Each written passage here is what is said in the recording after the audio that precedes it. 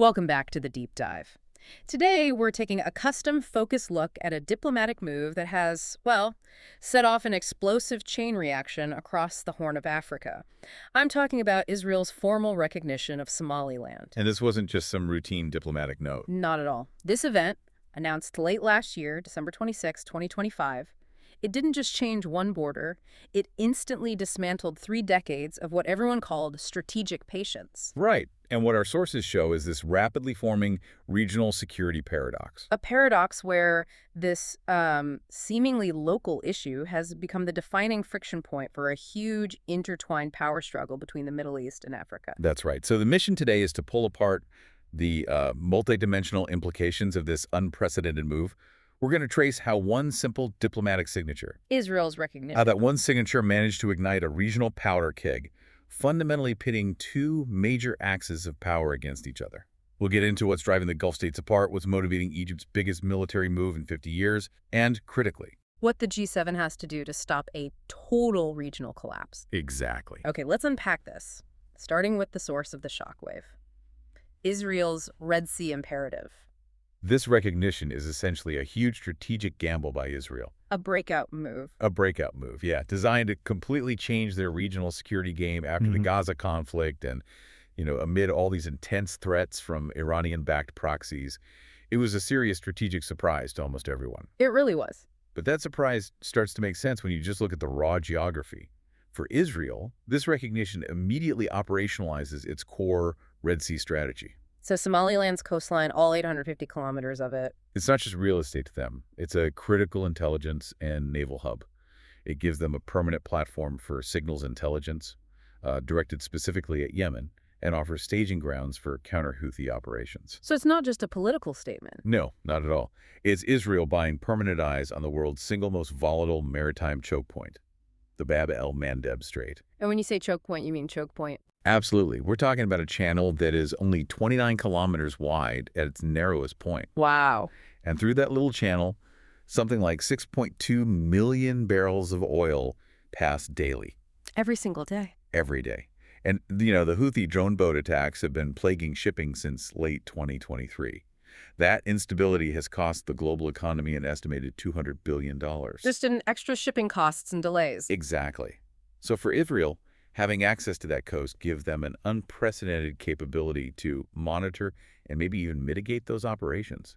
This isn't about friendship, it's about strategic survival. And politically, Netanyahu's government immediately tried to frame this within a kind of greater Abraham Accords context, didn't they? They did, trying to link Israeli security needs with the commercial interests of its new Gulf partners. It feels like a direct copy of the Morocco deal back in 2020. Rabat got U.S. and Israeli recognition for its claim over Western Sahara. In exchange for normalization, it's very much a transaction-based diplomacy. And I hadn't fully connected the domestic angle in Israel, though. The fact that this sparked so much controversy because it was an executive declaration, it completely bypassed the Knesset. Critics called it a foreign policy distraction. But then you have key opponents, like Yair Lapid, who push back, calling it a strategic necessity. And that tells you something important. It suggests this isn't just politics. It genuinely crosses party lines. It's an imperative for their long-term security in the Red Sea. That's a crucial insight. It confirms this is an enduring strategic decision, not just a flash in the pan. And that polarization in Israel is the perfect transition, because that door opening in the Red Sea instantly exposed deep, consequential splits elsewhere. Especially between the 2 big Gulf powers. Oh yeah, the Persian Gulf Schism. Let's start with the silent architect here, the UAE. Their role is just massive. It's undeniable. The Port of Berbera, it's been operated by DP World, which is basically an arm of the Abu Dhabi government, under a 30-year deal since 2016. So that port complex is what, a de facto sovereign node in their big maritime network? It is, yeah. It's a key part of their expanding trade empire. For the UAE, supporting Somaliland is a permanent hedge against what they see as a potentially hostile, Turkish-aligned Mogadishu. This is all integral to their string of ports strategy. And yet they've been so careful, so publicly silent, they didn't endorse Israel's recognition. Well, they also didn't join the Arab League's condemnation. That silence, that ambiguity is a key piece of data for you to hold on to, isn't it? It shows their high-stakes balancing act. They benefit hugely from Somaliland's success, but they just can't openly defy the principle of Arab territorial integrity. not with Saudi Arabia right next door. Okay, so let's contrast that ambiguity with Riyadh. Within 48 hours, the Saudi Foreign Ministry issued a categorical rejection. Why so fast? So definitive. The Saudi opposition, it operates on three distinct levels. First, it's ideological. As the custodian of the two holy mosques, Riyadh feels it has to champion the territorial integrity of Muslim-majority states. Okay, so rejecting secession's part of the brand. Pretty much. Second, security. They have an almost existential fear that recognizing Somaliland sets a dangerous, immediate precedent Of where? for secessionist movements in places like southern Yemen. That is an absolute nightmare scenario for Saudi security. And the third layer. Pure economics. Saudi Arabia is staking its entire future on regional stability to make Vision 2030 work, especially the NEO megacity project on the Red Sea.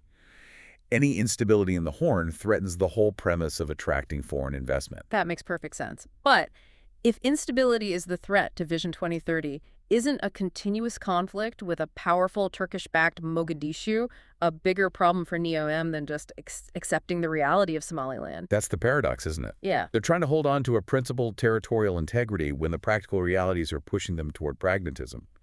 Their rejection is their way of saying, we see the benefits, but the ideological and security risk is just too great. This Saudi-Emirati split is maybe the biggest divergence in GCC policy we've seen in years. And here's where it gets really interesting, because in response to this new Israeli-Emirati alignment, we've seen a counter-axis solidify. Uniting Egypt, Somalia, and Turkey. And Egypt's reaction has been, well, massive. It's been huge. They see this alignment, especially Ethiopia's push for sea access through that 2024 MOU with Somaliland, as an existential threat. And they responded with force. In late 2025, Cairo sent so-called advisory forces to Mogadishu. We're talking up to 5,000 military personnel, right? Air defense systems, armored vehicles. 5,000. It's the largest military deployment by Egypt beyond its borders since the 1973 Yom Kippur War. Stop and think about that scale for a second. It tells you exactly how threatened Cairo feels. It's all about the Nile. It is all about the Nile. Cairo's motivation is intensely existential. 95% of Egypt's water comes from that river, and now the Grand Ethiopian Renaissance Dam, the GERD, is operational. So any Ethiopian access to the Red Sea Is seen as more leverage for Addis Ababa in any future Nile negotiations. Everything they do is viewed through that lens. And what about the Suez Canal? That's the other piece. The idea of Israeli intelligence assets operating from Somaliland, potentially monitoring Suez traffic, is a major non-negotiable security concern for Cairo. That canal brings in over $9 billion a year. They cannot allow that asset to be compromised. And then backing Mogadishu is Turkey. Ankara is pretty much the primary military guarantor of the Somali federal government. They have deep economic stakes, too. In October 2025, they got exploration rights for offshore oil and gas in Somali waters. Potentially worth billions. Billions, long-term. And they operate Turkey's largest foreign military base right there in Mogadishu. The Turkish-Somali Defense Pact commits them to defending Somali integrity against, quote, external aggression. That defense pact is the key trigger for global risk, isn't it? It is, because Turkey is a NATO member, and Israel has very close security ties with the U.S. and other NATO powers. The sources are clear. Any military confrontation between Turkish-backed and Israeli-backed forces would create unprecedented tensions. Unprecedented tensions within the alliance. It could fracture NATO unity at the worst possible time.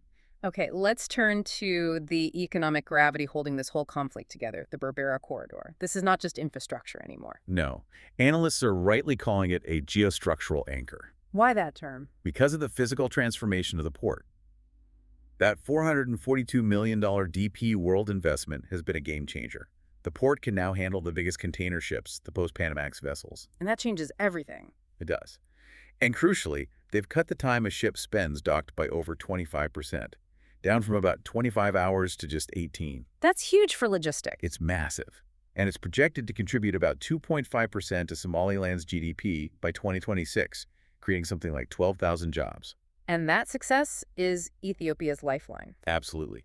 Ethiopia is desperate to get away from its near-total reliance on Djibouti, where 95% of its trade flows. and where officials privately call the port fees extortionate. Ethiopia wants to get Berbera's utilization up to 30% by 2026. This isn't just about saving money, it's about national resilience. And their commitment is clear with that new railway. The $3.8 billion standard gauge railway, set for completion in 2028. If that gets finished, It will dramatically slash transport costs and fundamentally change the economics of the whole region. And we can't forget the energy dimension. That proposed $2.1 billion natural gas pipeline. From Ethiopia's Ogaden Basin to a planned LNG terminal in Berbera.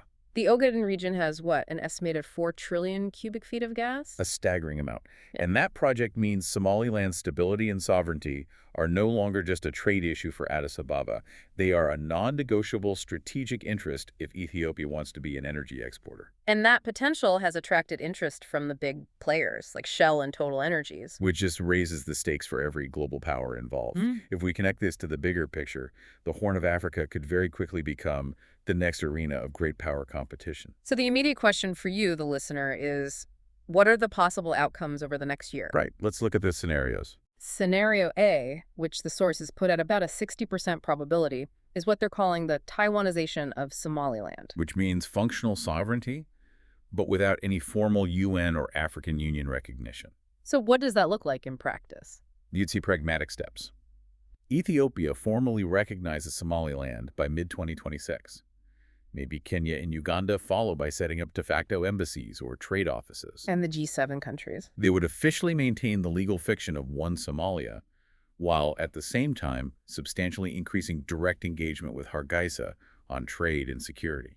So the world is stuck between a rock and a hard place. The legal argument says respect the colonial era borders. The foundational principle of the African Union. But on the other hand, you have the reality. Somaliland has governed itself effectively for 30 years. This scenario rewards that reality, but it fundamentally challenges that AU principle. And the risk really intensifies with Scenario B, the Horn War, which analysts put at a 25% probability. This raises a critical question. What happens if Ethiopia actually tries to establish a naval presence at Salak or Berbera? That one move could be seen as a casus belli, an act of war. It could trigger a multi-front conflict involving Egyptian forces and Turkey, Somalia's treaty ally. And a state-on-state conflict there would be. Catastrophic for global commerce. G7 risk assessment suggests this would make the Bab el-Mandeb completely impassable. Potentially triggering a global recession. And certainly creating the most serious NATO crisis since the Cyprus conflict in 1974. And finally, Scenario C, at 15% probability, the al-Shabaab surge. The terrorist group would have a field day with this. They'd use Israeli recognition as a powerful propaganda tool, framing Somaliland as a Zionist Emirati colony. Which could lead to a massive surge in recruitment, in territory, in attacks. Requiring a huge, expensive international intervention just to manage the chaos. So the international community is caught in this core dilemma. You have to balance upholding territorial integrity, acknowledging the reality of Somaliland's effective governance, And preventing an immediate hot war. It's a huge plate to balance. Are there any practical solutions being proposed? There are. G7 analysts have put forward a couple of recommendations. One is to establish a special economic territory designation for the Berbera corridor. What would that do? It would let G7 companies and governments engage directly with Hargeisa on commercial and security stuff, giving legal protection for investments without formal recognition. It basically kicks the sovereignty can down the road while acknowledging the economic reality. Any other idea? To create a multilateral Red Sea Security and Economic Forum, bring all the stakeholders to the table, the UAE, Saudi Arabia, Egypt, Ethiopia, Somalia, Turkey, and force them to talk about mutual interests, like maritime safety, to stop this from escalating. So manage the competition rather than trying to eliminate it, which is obviously impossible. Exactly. And as a final provocative thought, while we've focused on regional powers and the West, remember the China factor. Right. Beijing has been conspicuously silent. Very silent. They're balancing their deep support for territorial integrity because of their own issues with Taiwan and Xinjiang, with their very pragmatic economic interests. China's massive Belt and Road investments, that military base in Djibouti. They're a quiet but potentially decisive variable here. Completely. The decisions made in 2026 won't just shape the Horn of Africa. They're going to set precedents for how the world manages these complex sovereignty disputes for the rest of the 21st century. A truly complex, high-stakes situation where economics, military strategy, and the very idea of statehood all collide. Thank you for helping us analyze these sources and for taking this deep dive with us.